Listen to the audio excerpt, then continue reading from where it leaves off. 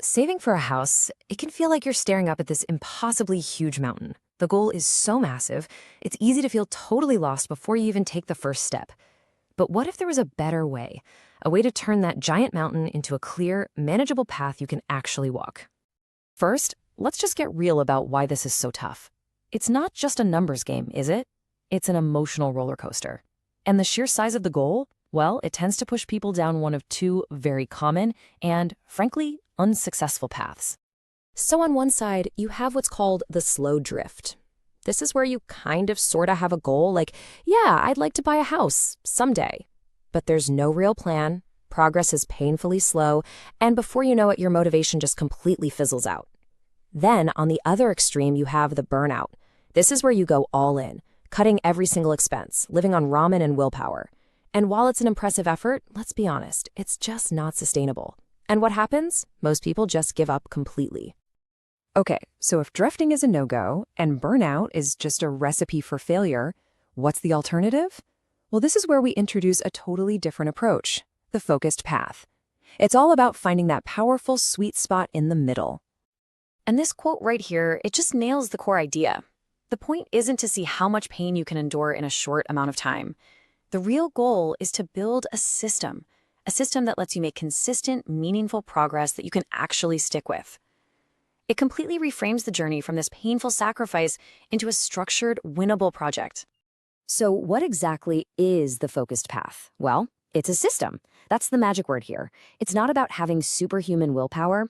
It's about having a structure in place that prioritizes three key things: clarity on what your goal actually is, intention with where your money is going, and consistency in your actions day in and day out.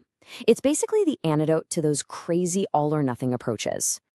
The absolute foundation for everything we're going to talk about is step one. You have to create crystal clear clarity. Remember the slow drift? That fails because vague goals always lead to vague actions. So that's the very first thing we're going to fix. So how do you get that clarity? Well, it really breaks down into four straightforward actions. First, you've got to set a realistic price range for the kind of home you're looking for. Second, do the math. Calculate the down payment and the closing costs you'll need for that price range. Third, establish your timeline. Are we talking 2 years, 5 years? Put a date on it.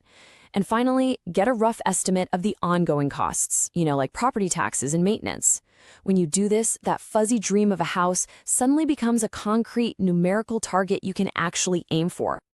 All right, once you have that clear target, step two is all about restructuring your cash flow.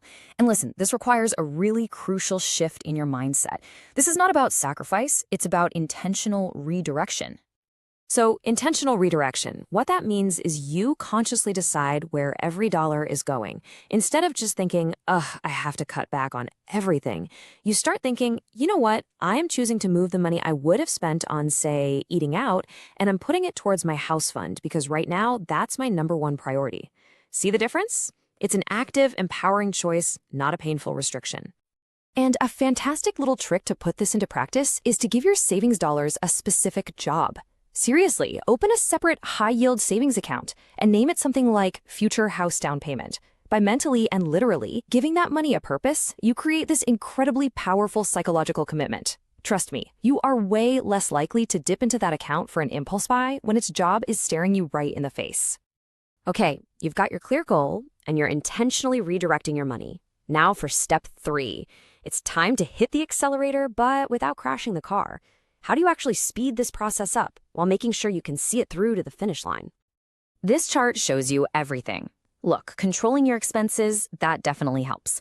But there's a limit to how much you can possibly cut, right? On the other hand, growing your income, well, the ceiling on that is much, much higher. But the real magic, the place where you get that incredible acceleration, it's when you do both at the same time, systematically trimming the non-essentials while actively looking for ways to boost your income. That combo is a total game changer. And as you're speeding up, avoiding burnout is absolutely critical. Your plan has to be sustainable. First, you've got to build in some flexibility. It can't be so rigid that one unexpected car repair throws the whole thing off. You also have to allow for some small rewards along the way to keep yourself motivated. And remember, these lifestyle adjustments, they're temporary. Most important of all, protect your emergency fund at all costs. That safety net is what lets you handle life's surprises without wiping out your progress. When you really boil it all down, this entire approach comes back to one simple truth. When a huge, overwhelming goal is broken down into a clear, structured, and manageable project, it becomes incredibly motivating. You're no longer just staring at the top of that mountain feeling helpless, you're just focused on taking the next step on a path that is clearly marked. So, that leaves us with one final thought. Forget about the huge, overwhelming big picture for just a minute. Based on everything we've just talked about, what is one small, concrete action you can get this week, just this week, to start building that clarity and find your own focused path?